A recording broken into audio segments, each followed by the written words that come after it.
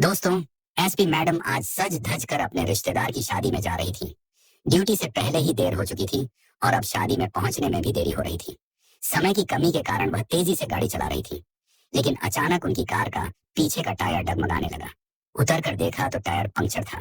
SP madam ने मन ही मन सोचा, आज तो देरी पर देरी होने वाली है। और ऊपर से उनका ड्राइवर भी आज साथ नहीं था। तभी नजर घुमाई तो पास में ही एक पंक्चर की दुकान दिखाई दी। उन्होंने भगवान को धन्यवाद दिया। धन्यवाद भगवान, आपने पास ही मदद भेज दी। एसपी मैडम जल्दी जल्दी उस दुकान पर गईं और पंक्चर वाले से कहा, मुझे शादी में जल्दी पहुंचना है, कृपया मेरी गाड़ी का टायर जल्दी से ठीक कर दीजिए। दुकान पर मौजूद एक बूढ़े ने कहा, मैडम बस 5 मिनट बैठ जाइए, मेरा कारीगर आता ही होगा। करीब 5 मिनट बाद एक मास्क पहने मजदूर वहां आया और टायर निकालकर पंक्चर बनाने लगा। एसपी मैडम उसकी ओर देख रही थी। उन्हें अंदर से कुछ अजीब सा महसूस हो रहा था। उन्होंने पूछा, तुमने मास्क क्यों लगाया है? मजदूर बोला, मुझे सर्दी है और धूल मिट्टी से एलर्जी है, इसलिए मास्क पहना है। एसपी मैडम को शक हुआ। उन्होंने सख्त लहजे में कहा, जरा मास्क उतारो। पहले तो मजदूर ने मना किया, लेकिन एसपी मैडम के गुस्से पर मजबूर होकर उसने मास्क उतार दिया। और जैसे ही मास्क उतरा, एसपी मैडम के पैरों तले जमीन खिसक गई। वह हक्का बक्का रह गई, क्योंकि वह मजदूर कोई और नहीं बल्कि उनका पति था, जो 16 साल पहले एक हादसे में मरा हुआ माना गया था। एसपी मैडम ने कांपती आवाज में पूछा, तुम जिंदा हो? यह कैसे हो सकता है? इतने सालों तक मुझसे दूर क्यों थे? मजदूर चुप रहा, आंखें झुका ली और फूट फूट कर रोने लगा। एसपी मैडम ने कहा, रो क्यों रहे हो? सच बताओ, आखिर यह सब कैसे हुआ? तब मजबूर होकर मजदूर ने सच बताया, एक ऐसा सच जिसे सुनकर आपके भी आंखों से आंसू निकल पड़ेंगे। तो दोस्तों, पूरी कहानी को विस्तार से, शहर की सबसे तेज तर्रार और ईमानदार पुलिस अफसरों में से एक एसपी आराध्या सिंह आज अपनी यूनिफॉर्म में नहीं थी। आज वह सिर्फ आराध्या थी। नीले रंग की सिल्क की साड़ी, कानों में हल्के झुमके और चेहरे पर एक ऐसी मुस्कान जो आज सुबह से जाने का नाम ही नहीं ले रही थी। आखिर हो भी क्यों ना, आज उसकी सबसे छोटी और लाडली कजिन रिया की शादी थी। सालों बाद परिवार में कोई इतना बड़ा फंक्शन हो रहा था। जब आराध्या अपनी सरकारी गाड़ी की चाबी उठा रही थी तो हेड कांस्टेबल शर्मा ने मुस्कुराते हुए कहा, मैडम आज तो आप बिल्कुल पहचान में नहीं आ रही। आराध्या ने हंसकर जवाब दिया, शर्मा जी, कभी कभी क्रिमिनल और फाइलों से बाहर निकलकर इंसान भी बनना पड़ता है। आज कोई ड्यूटी नहीं, सिर्फ मस्ती। शर्मा जी ने फिक्र से कहा, मैडम ड्राइवर को साथ ले जाती तो अच्छा रहता। अरे नहीं, आज मैं अपनी गाड़ी खुद चलाऊंगी। वैसे भी शहर से बाहर फार्म हाउस पर है शादी, खुला रास्ता होगा, अच्छा लगेगा। कहकर आराध्या ने अपनी पर्सनल गाड़ी की चाबी उठाई और पार्किंग की तरफ बढ़ गई। गाड़ी हाईवे पर हवा से बातें कर रही थी। शीशे नीचे थे और पुराने किशोर कुमार के गाने चल रहे थे। आराध्या का मन आज सच में बहुत हल्का था। रोज की टेंशन, केस मीटिंग्स, इन सब से दूर उसे याद आया। रोहन को भी किशोर कुमार बहुत पसंद थे। रोहन, उसका पति, ये नाम सोचते ही उसके चेहरे की मुस्कान हल्की सी फीकी पड़ गई। 16 साल हो गए, एक लंबा अरसा, एक ऐसा जख्म जो कभी नहीं भरा। वह एक भयानक एक्सीडेंट, एक पहाड़ी रास्ते पर गाड़ी का खाई में गिरना और फिर कुछ भी नहीं, बस जली हुई गाड़ी के टुकड़े और एक ऐसी खबर जिसने आराध्या की दुनिया ही उजाड़ दी थी। तब वह सिर्फ एक इंस्पेक्टर थी। रोहन की मौत ने उसे तोड़ दिया था, लेकिन उसी दर्द ने उसे पत्थर भी बना दिया। उसने खुद को काम में इतना डुबो दिया कि आज वह शहर की एसपी थी। सब था उसके पास, पावर, इज्जत, एक बड़ा सा घर। बस रोहन नहीं था। तुम होते तो कितना खुश होते, रोहन, उसने धीरे से हवा में कहा, जैसे रोहन उसकी बगल वाली सीट पर ही बैठा हो। देखते तुम्हारी आराध्या आज कितनी बड़ी अफसर बन गई है। इन्हीं ख्यालों में गुम उसे ध्यान ही नहीं रहा कि वह शादी के वेन्यू से बस आधे घंटे की दूरी पर थी। वो थोड़ा और लेट हो चुकी थी। उसने एक्सीलरेटर पर पांव दबाया, गाड़ी की स्पीड बढ़ी। तभी अचानक उसे गाड़ी के पिछले हिस्से से एक अजीब सी आवाज सुनाई दी, फट फट फट। और इससे पहले कि वह कुछ समझ पाती, गाड़ी का संतुलन बिगड़ने लगा। उसने बड़ी मुश्किल से स्टीयरिंग को काबू में किया और गाड़ी को सड़क के किनारे लगाया। सत्यानाश, आज ही यह सब होना था। उसने गुस्से में स्टीयरिंग व्हील पर हाथ मारा। उसने नीचे उतर कर देखा, पीछे का टायर बिल्कुल छपटा हो चुका था। पंचर और किस्मत तो देखो, दूर दूर तक कोई मदद नजर नहीं आ रही थी। ना कोई दुकान, ना कोई घर, सिर्फ सुनी सड़क और दोनों तरफ खेत। मोबाइल निकाला तो नेटवर्क भी गायब था। वाह, बहुत बढ़िया। वह खुद पर ही सार्कास्टिक हो रही थी। एसपी साहिबा बीच सड़क पर फंस चुकी हैं। इससे अच्छी किस्मत और क्या होगी। साड़ी का पल्लू कमर में खोसकर वो गाड़ी की डिग्गी खोलने लगी कि शायद सटेपनी बदल ले। लेकिन कहाँ उसे यह सब काम कहाँ आता था। रोहन होता तो 5 मिनट में कर देता। फिर रोहन का, उसने झिड़कर अपने ख्यालों को दूर किया। अभी प्रॉब्लम पर फोकस करना था। उसने चारों तरफ नजर घुमाई। सड़क पर 1-2 गाड़ियां गुजरी, लेकिन किसी ने रुकने की जहमत नहीं उठाई। शायद एक सजी धजी औरत को अकेली देखकर उन्हें लगा कोई ड्रामा होगा। आधा घंटा बीत गया। पसीने से उसका मेकअप हल्का पड़ने लगा था। गुस्सा और लाचारी दोनों उस पर हावी हो रहे थे। तभी उसे दूर, जहां सड़क हल्की सी मुड़ रही थी, एक छोटा सा बोर्ड नजर आया। धूल और मौसम की मार से उसका रंग उड़ चुका था, लेकिन फिर भी पढ़ा जा सकता था पंचर की दुकान। उसकी आंखों में एक पल को चमक आ गई। शुक्र है भगवान, उसने मन ही मन कहा और बिना सोचे समझे उस दिशा में तेज कदमों से चलने लगी। दुकान क्या थी, एक टीन की छत के नीचे एक छोटा सा कमरा था। बाहर कुछ पुराने घिसे हुए टायर पड़े थे और हवा भरने वाली मशीन शांत खड़ी थी।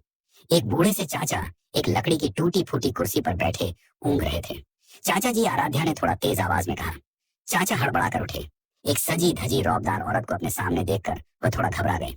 जीजी बिटिया, आराध्या ने एक सांस में कहा, मेरी गाड़ी का टायर पंचर हो गया है, यहाँ से थोड़ी दूर पर खड़ी है, आप ठीक कर देंगे?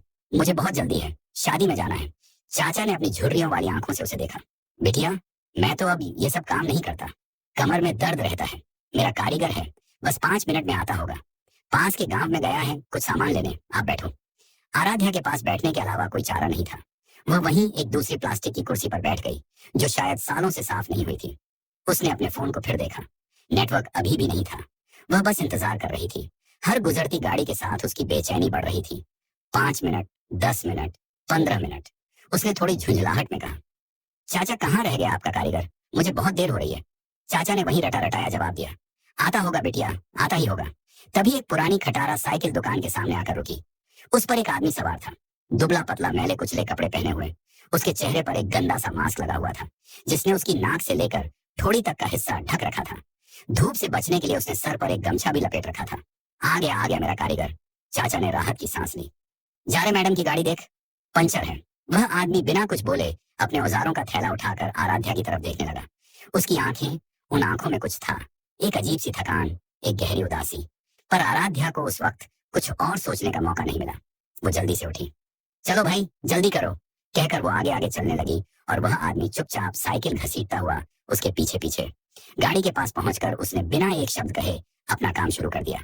उसके काम करने का तरीका बहुत अलग था, जैसे सालों से यही करता आ रहा हो। जैक लगाना, नट खोलना, टायर बाहर निकालना, सब कुछ एक मशीन की तरह। आराध्या वहीं खड़ी उसे देख रही थी और देखते देखते उसे फिर वही अजीब सा एहसास होने लगा। उस आदमी के हाथ लंबे और पतले, उसके हाथ पकड़ने का तरीका, वो जिस तरह से नट खोलते हुए अपनी उंगलियों को मोड़ रहा था, सब कुछ इतना जाना पहचाना क्यों लग रहा था। आराध्या ने अपनी पुलिस वाली आदत से मजबूर होकर पूछा, ये मास्क क्यों लगा रखा है तुमने? उस आदमी ने एक पल के लिए काम रोका, लेकिन उसकी तरफ देखा नहीं। बस नीचे टायर को देखते हुए धीमी दबी हुई आवाज में बोला, सर्दी है मैडम, और धूल मिट्टी से एलर्जी भी है। आवाज भारी और थकी हुई, लेकिन इस आवाज में भी कुछ था जो आराध्या के दिल के किसी पुराने तार को छेड़ गया। उसका शक अब गहराने लगा था। ये सिर्फ एक एहसास नहीं था, कुछ और था। उसके दिमाग की बत्तियां जलने लगी थी। एक पुलिस अफसर का दिमाग जो छोटी छोटी बातों को भी पकड़ लेता है। उसने देखा काम करते हुए उस आदमी ने अपने पसीने वाले हाथ को अपनी पट के पिछले हिस्से पर एक खास अंदाज में पहुंचा, ठीक वैसे ही जैसे रोहन पहुंचा करता था। आराध्या का दिल जोर से धड़का। एक सर्द लहर उसकी रीढ़ की हड्डी में दौड़ गई। नहीं, ये नहीं हो सकता, ये मेरा वहम है, उसने खुद को समझाया। मैं पागल हो रही हूँ। वह जा चुका है, लेकिन उसका दिल मानने को तैयार नहीं था। उसकी नजरें अब उस आदमी के हर हरकत पर गड़ी थी। वह पंचर चेक करने के लिए टायर को पानी की टंकी में डाल रहा था। उसकी गर्दन का पिछला हिस्सा खुला हुआ था और वहां कान के ठीक नीचे एक छोटा सा तिल था। बस आराध्या के लिए ये काफी था। ये वही तिल था जिसे वह अक्सर छेड़ती थी। उसकी दुनिया घूम गई। उसके कानों में साए साए की आवाज होने लगी। उसे लगा वह अभी चक्कर खाकर गिर पड़ेगी। उसने कांपती हुई आवाज में कहा, जरा अपना मास्क उतारो। उस आदमी के हाथ वहीं रुक गए। वह पत्थर बन गया। उसने कोई जवाब नहीं दिया। आराध्या थोड़ा आगे बढ़ी। इस बार उसकी आवाज में एक एसपी का रोप था, एक पत्नी का हक था, एक टूटे हुए दिल की बेचैनी थी। मैंने कहा, अपना मास्क उतारो। वो आदमी कांपा। उसने धीरे से नाम में सर हिलाया। आराध्या का सब्र अब जवाब दे गया। वो गुस्से, दर्द और अविश्वसनीयता के एक अजीब से तूफान में घिरी थी। वो लगभग चीखी, तुम मास्क उतार रहे हो या नहीं? मैं पुलिस अफसर हूँ। उसकी चीख सुनकर वह आदमी बुरी तरह डर गया। उसके पास अब कोई चारा नहीं था। उसके कांपते हुए हाथ धीरे धीरे अपने चेहरे की तरफ बढ़े। उसने गमछा हटाया और फिर धीरे धीरे मास्क की डोरी को अपने कानों से निकाला। मास्क नीचे आया और सामने जो चेहरा था उसे देखकर आराध्या की सांसें थम गई। उसके पैरों के नीचे से जैसे जमीन खिसक गई हो। समय रुक गया। गाड़ियों का शोर, हवा की सरसराहट, सब कुछ बंद हो गया। वह चेहरा वही चेहरा था, थोड़ा बूढ़ा, थोड़ा थका हुआ। गाल पिचक गए थे, आंखों के नीचे गहरे गड्ढे थे, माथे पर लकीरें खींच गई थी और एक गाल पर एक लंबा सा चोट का निशान भी था। लेकिन आंखें, वो आंखें वही थी। वो नाक, वो होंठ, वो रोहन था। उसका रोहन जिंदा आराध्या के मुंह से एक शब्द नहीं निकला। वो बस पत्थर की मूर्ति बनी उसे देखती रही। उसका दिमाग सुन्न हो चुका था। 16 साल पहले जिस इंसान का उसने अपने हाथों से अंतिम संस्कार किया था, वह आज उसके सामने एक पंचर बनाने वाले मजदूर के रूप में खड़ा था। रोहन की आंखें आराध्या से नहीं मिल पा रही थी। वह बस जमीन को घूर रहा था और फिर 16 सालों से दबा हुआ एक बांध टूट गया। उसकी आंखों से आंसू झरझर बहने लगे। वह कुछ बोल नहीं पाया, बस वही जमीन पर बैठकर बच्चों की तरह फूट फूट कर रोने लगा। उसकी हिचकियां पूरे माहौल में गूंज रही थी। उसका रोना देखकर आराध्या भी होश में आई। उसके खुद के आंसू अब बहने लगे थे। वह धीरे धीरे उसके पास गई और उसके सामने घुटनों पर बैठ गई। उसने अपना कांपता हुआ हाथ बढ़ाकर उसके कंधे को छुआ। रोहन, उसके मुंह से एक सवाल की तरह फुसफुसाहट निकली। तुम जिंदा हो? ये कैसे हो सकता है? रोहन ने कोई जवाब नहीं दिया, बस रोता रहा जैसे अपने आंसुओं में 16 साल का हर दर्द बहा देना चाहता हो। आराध्या ने उसे झकझोर दिया। रो क्यों रहे हो? मुझे बताओ, मुझे सच बताओ। तुम जिंदा कैसे हो? और तुम इतने सालों तक मुझसे दूर क्यों थे? तुम्हें पता है मैंने ये 16 साल कैसे गुजारे हैं? तुम्हें पता है मैं हर पल हर सांस में मरी हूँ? उसका हर सवाल एक तीर की तरह था जो रोहन के दिल में धंस रहा था, लेकिन वह चुप था। उसकी चुप्पी आराध्या को पागल कर रही थी। तुम्हें मेरी कसम रोहन, तुम्हें आज सच बताना होगा। क्यों किया तुमने यह सब? आराध्या ने जब अपनी कसम दी तो रोहन का रोना थोड़ा थमा। उसने अपनी लाल सूजी हुई आंखों से पहली बार आराध्या की तरफ देखा। उन आंखों में इतना दर्द, इतनी लाचारी और इतना डर था कि आराध्या का दिल कांप गया। उसने टूटी हुई कांपती हुई आवाज में कहना शुरू किया, और उसने जो सच्चाई बताई वह किसी भयानक सपने से भी ज्यादा डरावनी थी। उसने हिचकियों के बीच कहा, मुझे माफ कर दो आराध्या, मैं तुम्हें छोड़ना नहीं चाहता था, मुझे मजबूर किया गया था। उसने बताना शुरू किया, वो कोई एक्सीडेंट नहीं था आराध्या, वो एक सोची समझी साजिश थी। तुम्हें याद है मेरे मरने से कुछ महीने पहले मैं नासिक में एक बड़े सरकारी हाईवे प्रोजेक्ट पर काम कर रहा था? आराध्या ने हाँ में सर हिलाया। मैं एक सिविल इंजीनियर था आराध्या, मेरा काम सिर्फ नक्शे और कंस्ट्रक्शन देखना था, लेकिन मुझे कुछ गड़बड़ लगी। जो मटेरियल इस्तेमाल हो रहा था वह बहुत घटिया था, सीमेंट, सरिया, सब कुछ। मैंने जब गहराई में छानबीन की तो मेरे होश उड़ गए। उस पूरे प्रोजेक्ट की एड में मुंबई का सबसे बड़ा गैंगस्टर पाटिल अपना काला पैसा सफेद कर रहा था और साथ ही करोड़ों का सरकारी माल भी खा रहा था। आराध्या का चेहरा सफेद पड़ गया। पाटिल एक ऐसा नाम जिसे सुनकर बड़े बड़े पुलिस वालों के पसीने छूट जाते थे। वह उसे सालों से पकड़ने की कोशिश कर रही थी, लेकिन वह हमेशा कानून के शिकंजे से बच निकलता था। रोहन ने आगे कहा, मैं ईमानदार था, मैंने सारे सबूत इकट्ठे कर लिए। मैं अगले ही दिन पुलिस को सब कुछ बताने वाला था, लेकिन शायद पाटिल के आदमी हर जगह थे। उस रात जब मैं साइड से लौट रहा था तो मुझे अगवा कर लिया गया। मुझे पाटिल के सामने ले जाया गया। वह हंसा। उसने मेरे सारे सबूत मेरे सामने जला दिए और कहा, इंजीनियर, तेरे पास दो रास्ते हैं, या तो तू कल सुबह अपनी बीवी के साथ एक भयानक कार एक्सीडेंट में मर जा, या फिर हमेशा के लिए दुनिया के लिए मर जा और अपनी बीवी को जिंदा छोड़ दे। आराध्या की आंखों से आंसू बह रहे थे। उसे यकीन नहीं हो रहा था। रोहन की आवाज कांप रही थी। पाटिल जानता था कि तुम एक पुलिस वाली हो। उसने कहा, तेरी बीवी बहुत ईमानदार है, बहुत तेज है। अगर तू जिंदा रहा तो वह चुप नहीं बैठेगी, वह मेरे पीछे पड़ जाएगी। लेकिन अगर तू मर गया तो वह टूट जाएगी। वह कुछ साल दुखी रहेगी, लेकिन जिंदा तो रहेगी। और अगर तूने जरा भी होशियारी दिखाने की कोशिश की तो मैं उसे ऐसी मौत मारूंगा कि उसकी रूह भी कांप जाएगी।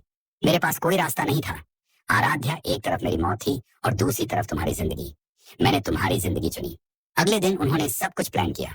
एक पुरानी गाड़ी में एक लावारिस लाश को मेरे कपड़े पहनाकर बिठाया गया, जिसका चेहरा पहचानना नामुमकिन था, और उस गाड़ी को उसी पहाड़ी से नीचे फेंक दिया गया जहां मैं अक्सर साइड पर जाते हुए रुकता था। मुझे दूर एक पहाड़ी पर खड़ा करके अपनी आंखों से अपनी मौत का तमाशा देखने के लिए मजबूर किया गया। मैं चीखना चाहता था, चिल्लाना चाहता था, लेकिन मेरे मुंह पर हाथ बंधे थे। मैंने तुम्हें देखा था आराध्या, जब तुम खबर सुनकर वहां पहुंची थी। तुम्हारा रोना, तुम्हारी हालत, मैं वहीं मर जाना चाहता था। यह सुनकर आराध्या की आत्मा तक कांप उठी।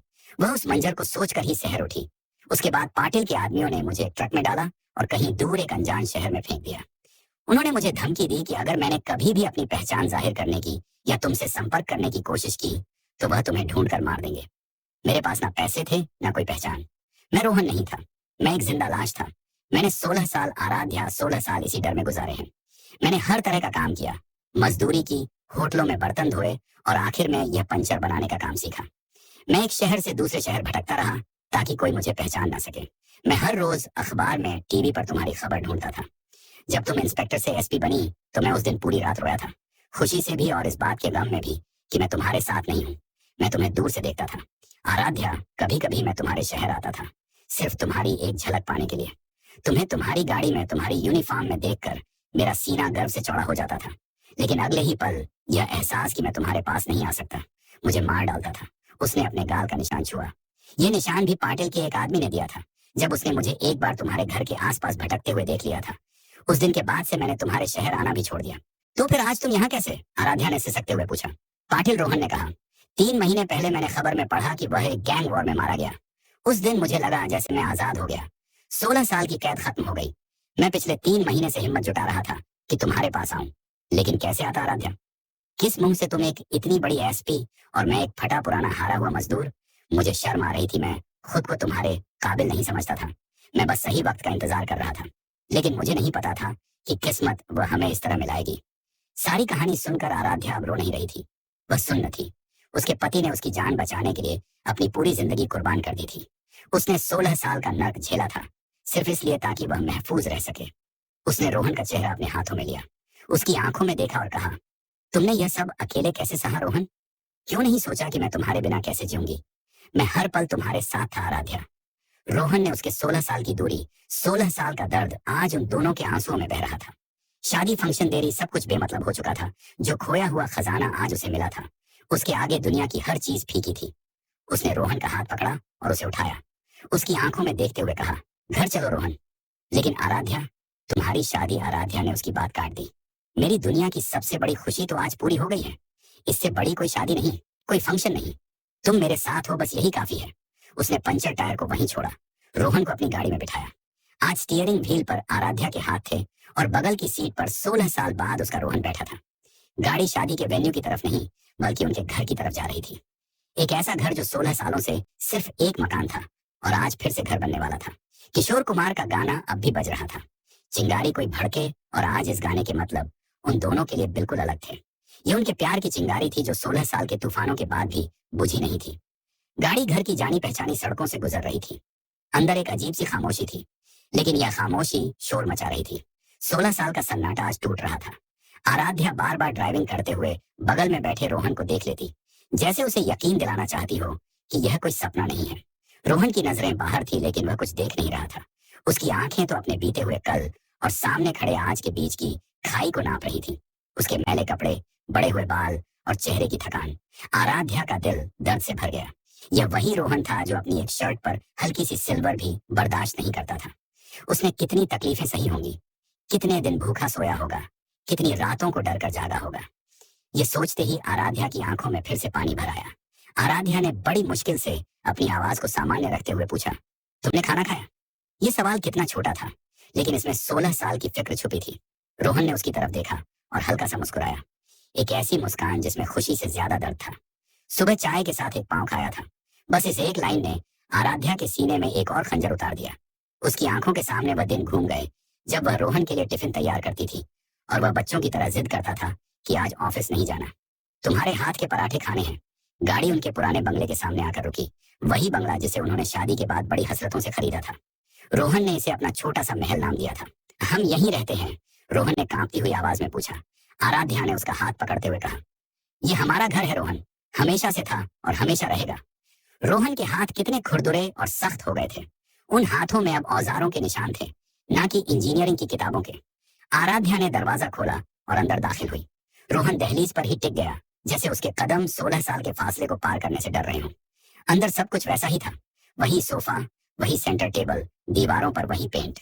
बस चीजें थोड़ी पुरानी हो गई थी और सामने की दीवार पर उनकी शादी की एक बड़ी सी तस्वीर लगी थी। उसमें रोहन खिलखिलाकर हंस रहा था और आराध्या शर्माते हुए मुस्कुरा रही थी। उस तस्वीर के नीचे एक और तस्वीर रखी थी जिस पर एक सूखा हुआ हार टंगा था। वह रोहन की तस्वीर थी जिसके सामने 16 सालों से एक दिया जल रहा था। उस तस्वीर को देखते ही रोहन वहीं जमीन पर बैठ गया। वह अपनी ही तस्वीर पर टंगे हार को देख रहा था। दुनिया के लिए वह मर चुका था, एक याद बन चुका था। आराध्या, मैं तो मर चुका हूँ, उसने एक टूटी हुई आवाज में कहा। आराध्या दौड़कर उसके पास आई और उसे उठाया। नहीं रोहन, तुम जिंदा हो। यह सब एक बुरा सपना था जो अब खत्म हो गया है। वह उसे पकड़कर अंदर लाई और सोफे पर बिठाया। रोहन की नजरें किसी बच्चे की तरह पूरे घर को देख रही थी। वो बुक शेल्फ जिसमें अब भी उसकी इंजीनियरिंग की किताबें रखी थी, वो बालकनी जहां बैठकर वह दोनों घंटों बातें करते थे। हर चीज एक याद थी, हर कोना एक कहानी कह रहा था। आराध्या दौड़कर किचन में गई और उसके लिए पानी ले आई। उसने रोहन के हाथ में गिलास थमाया। रोहन ने पानी पिया और फिर आराध्या की तरफ देखा जो जमीन पर उसके पैरों के पास बैठ गई थी। रोहन ने पूछा, तुम्हारी यूनिफॉर्म कहाँ है? आराध्या को समझ नहीं आया, वो अलमारी में है। क्यों? मतलब आज तो तुम साड़ी में हो, मैं तो तुम्हें हमेशा यूनिफॉर्म में ही देखने की कल्पना करता था। अखबार में, टीवी पर हमेशा एक रौबदार एसपी के रूप में आराध्या मुस्कुराई। आज तुम्हारी एसपी नहीं, सिर्फ तुम्हारी आराध्या घर लौटी है, रोहन। यह सुनकर रोहन की आंखों में एक अजीब सी शर्मिंदगी तैर गई। उसने अपनी नजरें झुका ली। मैं तुम्हारे लायक नहीं हूँ आराध्या। तुम कहाँ एक इतनी बड़ी अफसर और मैं एक मामूली पंचर वाला। लोग क्या कहेंगे? डिपार्टमेंट क्या सोचेगा? यही वह डर था जो उसे इतने महीनों से खाए जा रहा था।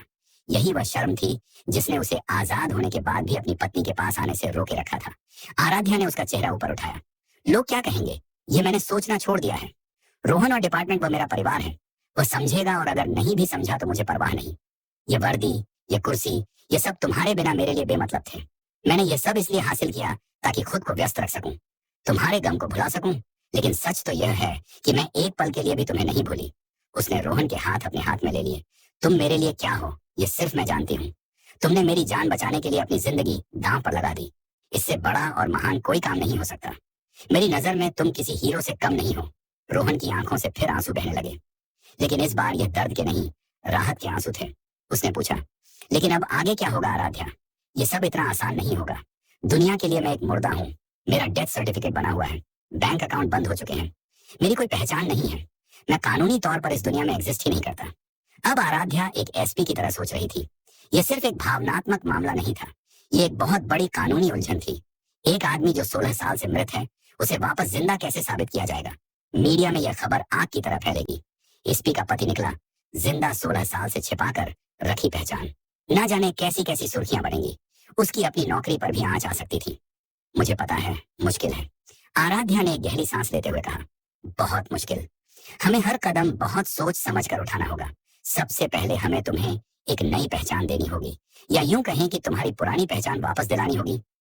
कैसे? मैं अपने सबसे भरोसेमंद लोगों से बात करूंगी। हमें कोर्ट में जाना होगा, डीएनए टेस्ट होंगे, गवाहियां होंगी। पाटिल मर चुका है, लेकिन उसके गैंग के कुछ लोग अब भी जिंदा हैं।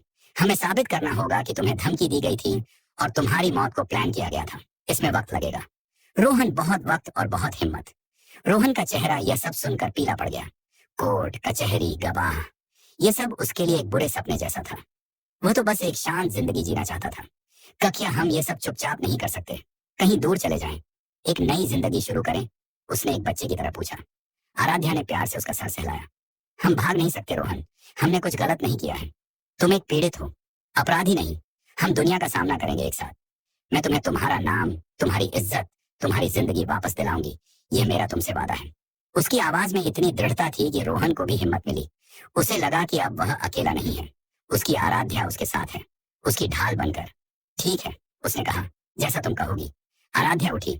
पहले तुम नहा लो, मैं तुम्हारे लिए कुछ कपड़े निकालती हूँ। वह अलमारी की तरफ गई और एक पुराना ट्रंक खोला। इसमें उसने रोहन के सारे कपड़े और सामान सहेज कर रखे थे। उसकी घड़ियां, उसका वॉलेट, उसकी किताबें, सब कुछ। उसने रोहन के पसंदीदा कपड़ों में से एक कुर्ता पायजामा निकाला। जब रोहन नहाकर बाहर आया तो वह बिल्कुल अलग लग रहा था।